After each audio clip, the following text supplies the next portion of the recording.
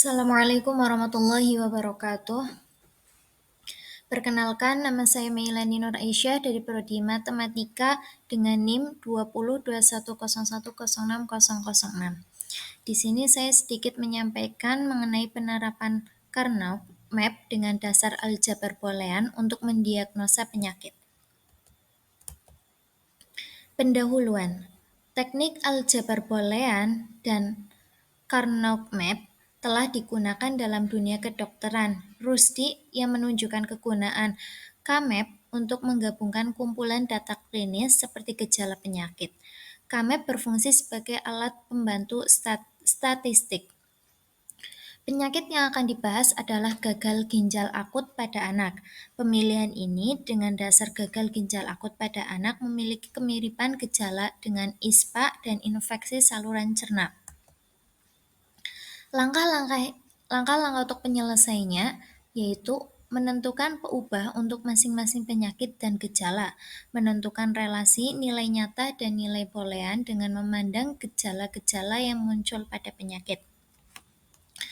Menggunakan K-map dengan 2N yaitu 2 pangkat 6 sama dengan 64 sel dengan min term yang berasal dari tabel kebenaran.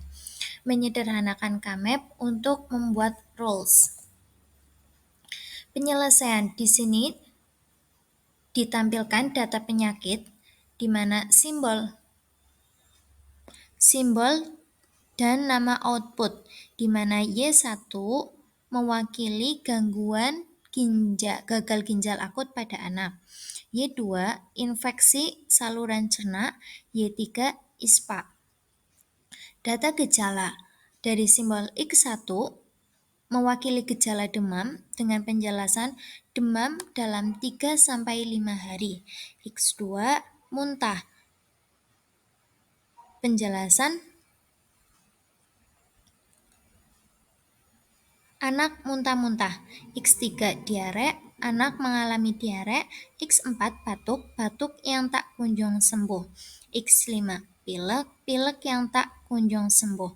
X6 volume urin berkurang. Volume urin anak berkurang. Penjelasan nilai input dan output dengan gejala X1 demam dalam 3-5 hari.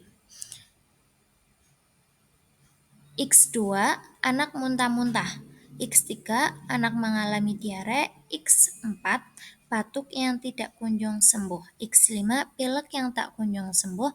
X6 volume urin anak berkurang. Gejala yang diberikan nilai 1 dan nilai 0, di mana 1 terjadinya gejala dan 0 tidak terjadinya gejala. Tabel relasi nilai nyata dan nilai boolean. Di samping disajikan tabel, di mana dari tabel terdapat angka 1 dan angka 0, di mana angka 1 menunjukkan adanya gejala pada penyakit tersebut, dan angka 0 menunjukkan tidak terdapat gejala pada penyakit. K-map, informasi mengenai gejala umum, gangguan ginjal akut, dan gejala penyakit serupa dikumpulkan terlebih dahulu untuk mewakili input dan output yang diinginkan. Gejala gangguan ginjal akut yang paling umum adalah demam, muntah, diare, batuk, pilek, dan volume urin berkurang yang diwakilkan oleh variabel X1, X2, X3, X4, X5, dan X6.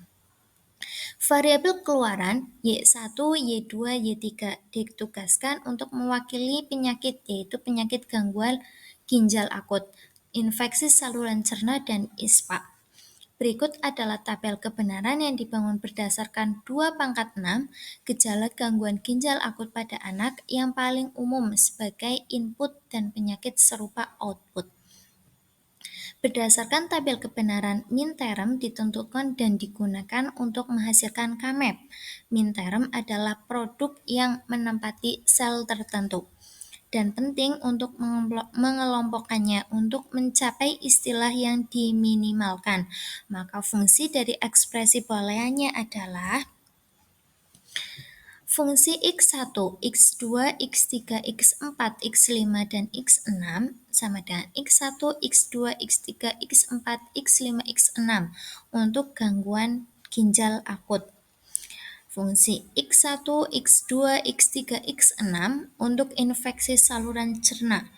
X1, X4, X5, X6 untuk ISPA. Lebih lengkapnya terdapat pada tabel yang sudah disajikan di samping. Ini tabel kebenarannya. Kemudian, setelah tabel kebenaran, akan dibuatkan K-map dengan jumlah kotak 2/6 sama dengan 26 variabel input. Selanjutnya, mengelompokkan min term yang berdekatan dengan banyaknya anggota. Bisa dilihat dari tabel kebenaran di samping, yaitu untuk Y1 mewakili gangguan ginjal akut. Kemudian, didapat bentuk sederhana dari fungsi boolean dalam bentuk SOP-nya adalah X1, X2, X3, X4, X6. Dari K-map untuk Y1 pada tabel di samping, didapatkan Y1 sama dengan X1, X2, X3, X4, X5, dan X6, yakni gangguan ginjal akut pada anak, dan X1, X2, X3, X4, X5, dan X6 merupakan gejala dari penyakit gangguan ginjal akut. Bisa dilihat dari gambar di samping.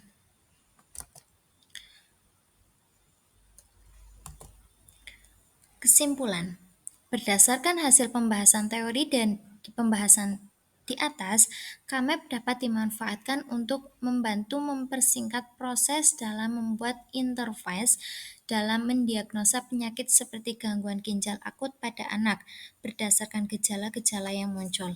Namun, penggunaan K-map masih belum bisa menjadi acuan karena ini hanya membantu user dalam menggunakan interface berdasarkan rules dari seorang pakar.